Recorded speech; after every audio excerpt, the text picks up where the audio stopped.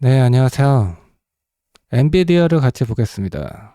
미쳐가지고 엔비디아를 보고 있죠.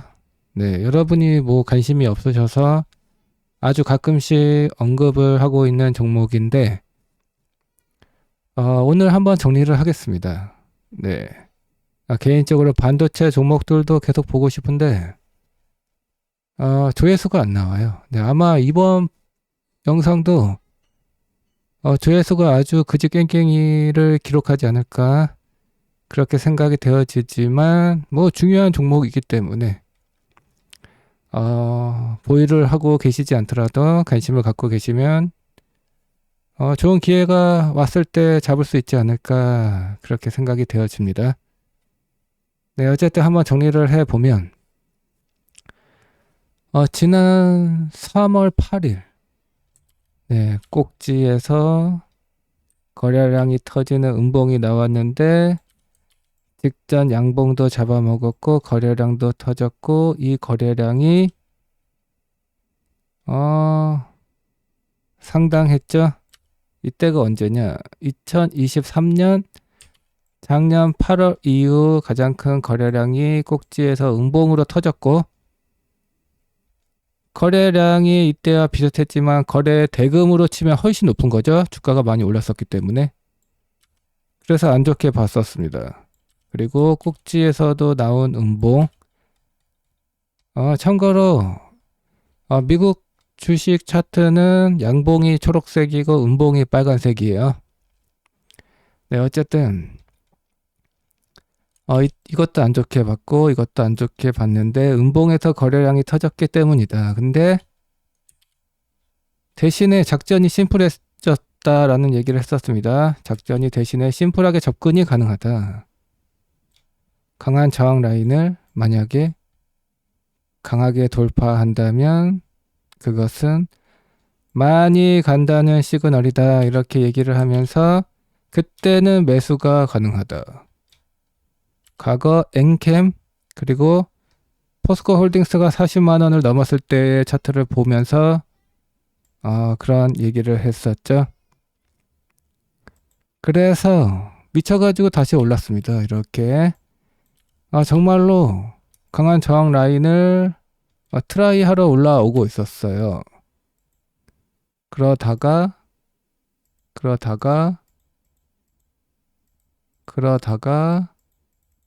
강하게 거래량도 동반되고 그것도 갭으로 아주 쉽게 강한 저항 라인을 너무 쉽게 돌파가 되었습니다. 강한 저항 라인을 쉽게 돌파한다는 것은 그것은 많이 간다는 것이다. 그래서 계속 가고 있습니다. 네. 최근에는 주식을 분할하면서 뭐 이상한 것을 만들긴 했는데 별로 신경 안 쓰셔도 될 것 같아요. 무시하면 될 것 같고 어쨌든 월봉 차트를 봐도 초록색 5선을 타고 오르고 있고 보조지표도 계속 가고 있고 주봉 차트를 봐도 계속 가고 있고 보조지표도 조정을 받다가 돌리고 있고 그래서 일봉 차트도 당연히 진행 중이죠. 그리고 최근에도 계속 간다 그런 얘기를 했는데 계속 더 갈 것이냐 그것이 궁금한 것이죠. 네. 더 갈 것이냐.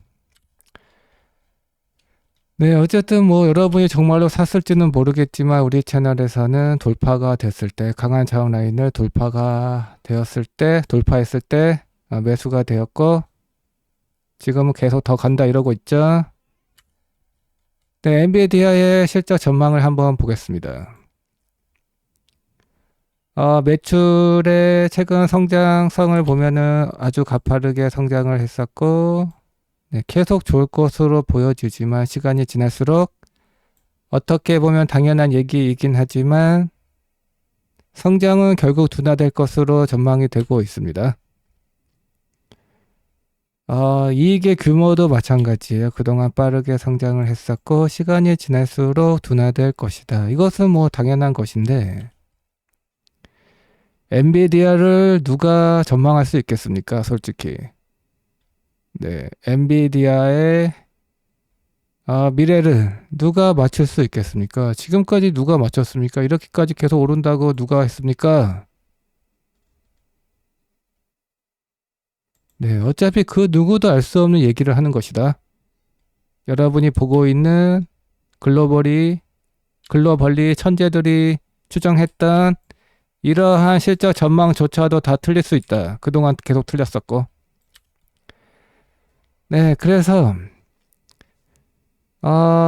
개인적으로는 계속 간다라고 보고 있는데 그런 이유들을 설명을 해 보겠습니다. 일단 엔비디아의 경쟁사들을 얘기를 해 보면 대표적으로 AMD가 있죠.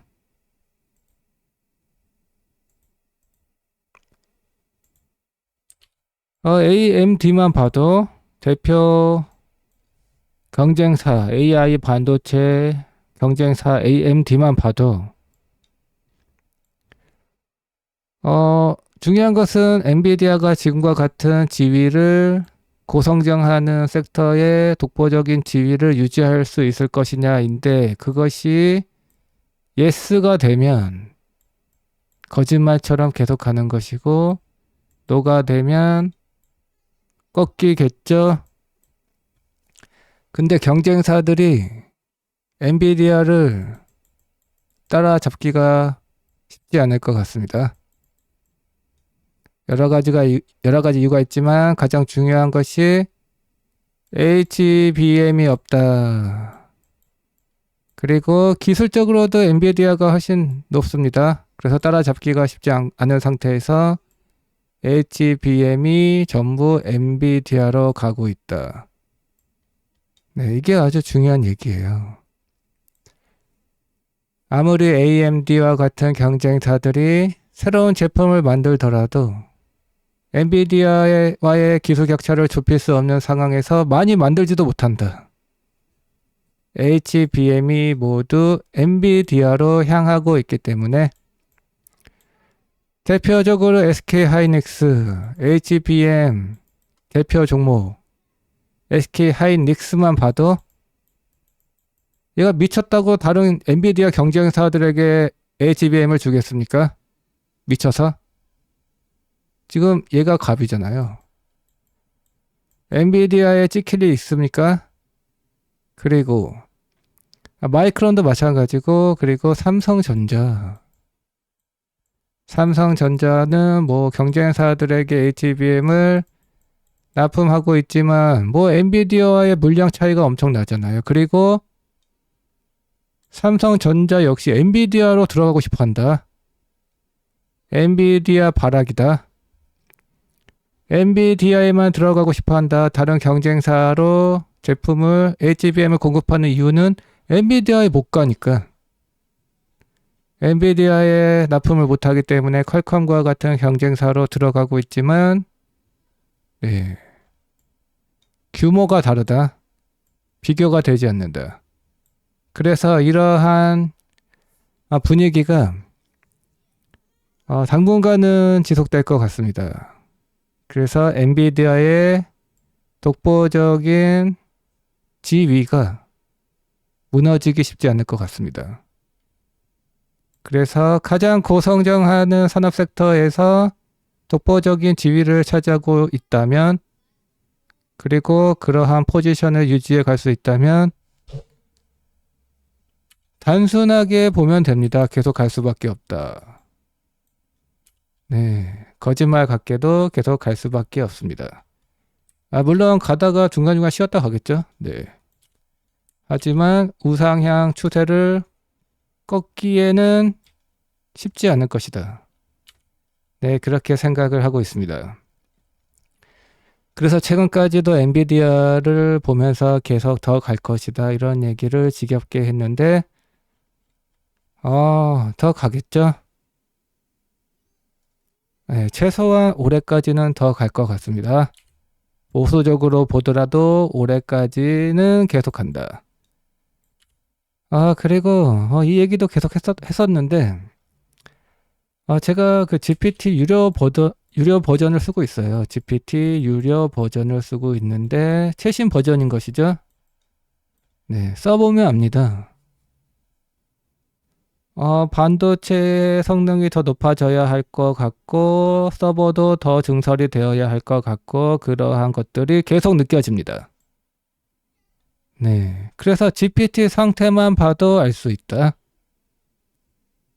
어차피 AI 반도체는 엔비디아가 적수가 없는 독보적인 존재인데, 그래서 GPT만 봐도 알 수 있다. GPT가 여전히 서버 증설이 필요한 상태이기 때문에 AI 반도체가 부족해 보인다. AI 반도체가 부족하기 때문에 서버 증설이 쉽지 않다. 그러한 분위기를 직접 써보면 알 수 있다. 네, 그렇게 생각을 합니다. 그래서 직접 써본 결과 여전히 계속한다. 이렇게 생각이 되어집니다. 그래서 언제 꺾일 것이냐. 네, 앞에서 얘기했던 것 중에 경쟁사의 경쟁사가 좀 더 점유율을 높여가는 분위기로 바뀌면 꺾이겠지만 그것은 당장에 문제가 되지는 않을 것 같고 GPT를 보면 알 수 있을 것 같습니다. GPT 최신 버전을 사용했을 때 빠르다. 네, 응답 속도가 빠르고 뭔가 GPT가 일을 잘하고 있다. 네, 그렇다면 네, 서버 증설에 대한 요구가 더 이상 커지지 않고 있다라는 것을 의미하기 때문에 그때는 꺾일 수도 있겠다. 이렇게 생각을 할 수 있을 것 같습니다. 그래서 지금 걱정할 것은 아닐 것 같아요. 네, 제가 계속 써보고 있기 때문에 여전히 서버의 증설이 필요하다 이렇게 느껴집니다. 그래서 앞에서 얘기했던 이유들에 따라서 엔비디아는 거짓말처럼 더 가겠다. 이렇게 정리를 하겠습니다.